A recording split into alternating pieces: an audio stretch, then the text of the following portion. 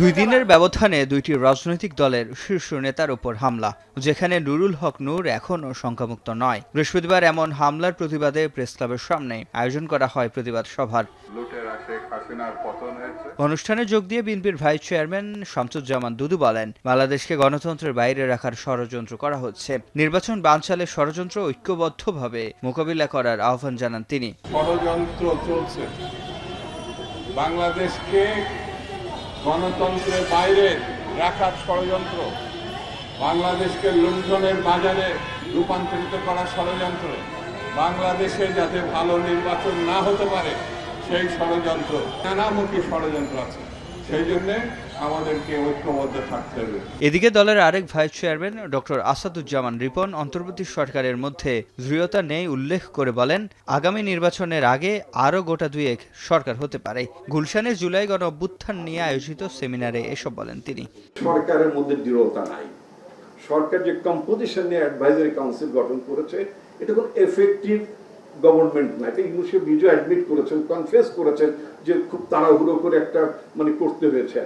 আমার কেন যেন মনে হচ্ছে যে আগামী জাতীয় রাজনীতির আগে হয়তো আমরা আরো গোটা দুয়েক সরকার দেখতে পাই। একই অনুষ্ঠানে দলের স্থায়ী কমিটির সদস্য আমির খসরু মাহমুদ চৌধুরী বলেন, আরও আগেই নির্বাচনের মাধ্যমে গণতন্ত্র প্রতিষ্ঠার প্রয়োজন ছিল, ইতিমধ্যে বিলম্ব হয়ে গেছে। দেশে বিনিয়োগ আসছে না উল্লেখ করে আমির খসরু বলেন, ব্যবসায়ীরা নির্বাচনের পর বিনিয়োগ করার জন্য প্রস্তুতি নিচ্ছে।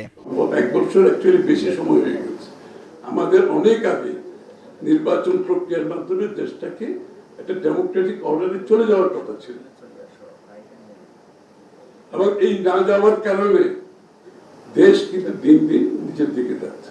এই যে মানুষ যে বিনিয়োগ করে, টাকা তো শুধু না, আমার শ্রমের একটা বিনিয়োগ আছে, হ্যাঁ, আমার সময়ের একটা বিনিয়োগ আছে। তো সে যে সে কাজটা করবে, করার জন্য তার তো short term, mid term, long term একটা প্রজেকশন আছে। এখন তো সেটা নাই। এদিকে বিএনপির প্রতিষ্ঠাবার্ষিকী উপলক্ষে হিলিতে এক আনন্দ র্যালিতে যোগ দিয়ে বিএনপির স্থায়ী কমিটির সদস্য doctor A Z M Zahid Hossain বলেন, পার্শ্ববর্তী দেশ থেকে নির্বাচন নিয়ে উস্কানি দেওয়া হলে তা রুখে দিতে হবে ঐক্যবদ্ধভাবে। বাংলাদেশে যাতে কোনো ষড়যন্ত্রকারী নির্বাচন বানচাল করার দেশীয় বা পার্শ্ববর্তী দেশ থেকে উস্কানি দিতে না পারে, সেজন্য আপনারা যেমন সবাই সজাগ থাকবেন, আমরাও সবাই সচেষ্ট থাকবো। কোন ষড়যন্ত্র হলে সেই ষড়যন্ত্রকে দাঁত ভাঙা জবাব দিতে হবে। সিফাত শাহরিয়ার, এখন ঢাকা।